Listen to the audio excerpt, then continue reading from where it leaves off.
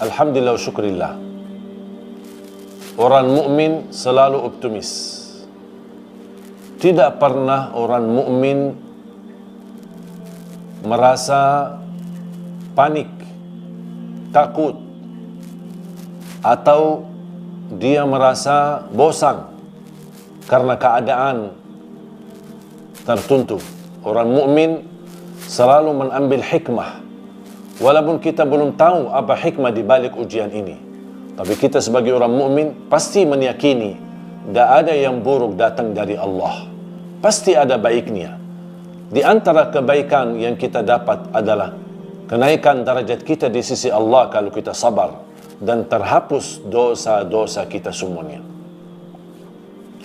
Dan salah satu amalan yang membantu menolak bala, sebagaimana saya pernah sebutkan, ma nazala bala'un illa bidham wa ma rufi'a illa bitaubah. Tidak ada bala yang Allah turunkan pasti sebabnya dosa dan maksiat kita, dan tidak ada bala yang akan diangkat oleh Allah harus dengan taubat kita.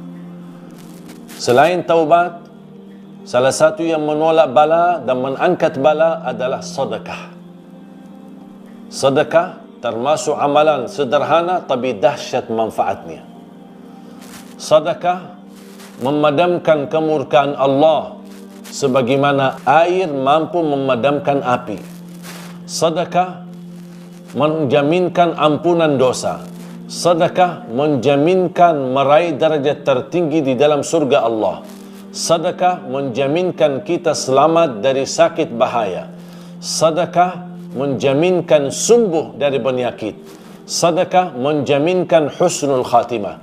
Sedekah menjaminkan selamat dari kematian buruk.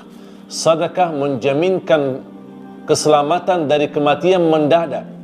Sedekah banyak manfaatnya untuk terkabul hajat kita. Sedekah, orang-orang yang mencintai sedekah dan suka berbagi akan dibawa naungan sedekahnya nanti di hari kiamat sampai menuju surga Allah Subhanahu wa taala. Dan saya yakin orang yang rutin bersedekah, suka bersedekah, suka berbagi, tak mungkin orang itu merasa sempit di dada atau sempit di hatinya. Pasti bahagia. Walaupun penghasilannya pas-pasan, walaupun penghasilannya belum tentu mencukupi, tapi dia komitmen menjalani sedekah untuk Allah Subhanahu wa taala. Tetap dia tunaikan sedekahnya setiap waktu, setiap saat. Saat sakit dia bersedekah, saat sehat dia bersedekah, saat kaya dia bersedekah, saat susah dan miskin dia bersedekah. Apapun keadaannya, dia tidak pernah tinggalkan sedekah karena dia tahu sedekah itu luar biasa manfaatnya. Bahkan ada orang ketika mau menghadapi kematian di hadapan sakratul maut dan proses kematiannya, cita-citanya orang tersebut ingin diberikan oleh Allah kesempatan kembali ke dunia untuk bisa beribadah. Di antaranya dia minta diberikan kesempatan umur lebih panjang agar bisa bersedekah. Makanya jamaah sekalian, jangan nunggu kita mendekati kematian baru kita bersedekah, atau kita saat menghadapi kematian sakratul maut baru kita meminta kepada anak dan ahli waris untuk menuliskan wasiat untuk berbuat kebaikan, bangunan masjid, bangunan pesantren, untuk anak yatim, untuk bagikan sembako dan lain sebagainya.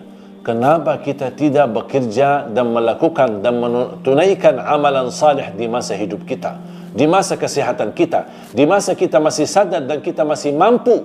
Jangan menunggu orang lain yang mensedekahin atas nama kita, tapi kita yang bersedekah atas nama diri kita sendiri. Dan ini yang akan membawa manfaat. Dan setiap kita bersedekah, berarti kita akan isi tabungan rekening akhirat kita. Begitu kita dibangkitkan oleh Allah hari kiamat di akhirat, kita akan menemukan rezeki yang selama ini kita sedekahkan.